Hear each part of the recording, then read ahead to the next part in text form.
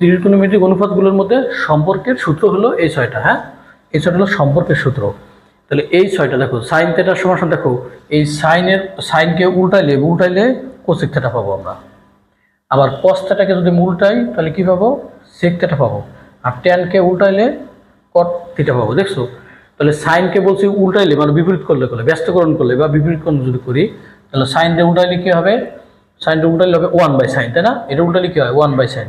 তাহলে সাইনটা 1/sin, দেখো সাইনটা যদি উল্টাই ফেলাই দেয় তাহলে কোসেক পাচ্ছি। দেখছো, এই যে সাইনটা উল্টাইলে কি হয়, সাইন নিচে এক আছে না, এক, তাহলে 1/sin থেটা, এই যে 1/sin থেটা। তাহলে এটাকে যদি আমি উল্টাই তাহলে এই লাস্টটা পাবো। দেখছো, আমি দাগ দিছি, এটার সাথে এটা সম্পর্ক, এটার সাথে এটাকে উল্টাইলে এটা পাবো। এটাকে যদি উল্টাই দেই 1/cos থেটা, তাহলে পাবো কি, sec থেটা। এই যে 5 নম্বর দেখো, 1/cos থেটা = sec থেটা।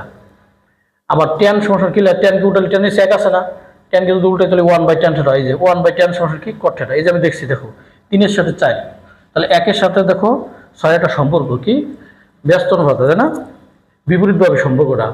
তাহলে 2-এর সাথে হলো 5-এ, 3-এর সাথে 4-এ, তাই না? তাহলে সাইনের সাথে কি, কোসেকের একটা সম্পর্ক, কজের সাথে সেকের একটা সম্পর্ক, ট্যানের সাথে কটের সম্পর্ক। দেখছো, তাহলে আমরা এটা ডাক্তার মুছে দিই, এটা তোমাদের বোঝার জন্য দিলাম। তাহলে এই যে ঠিক আছে, তাহলে এটা বলে সম্পর্কের সূত্র। ত্রিকোণমিতিক অনুপাতগুলোর মধ্যে সম্পর্কের সূত্র হলো এই যে ছয়টা। দেখছো,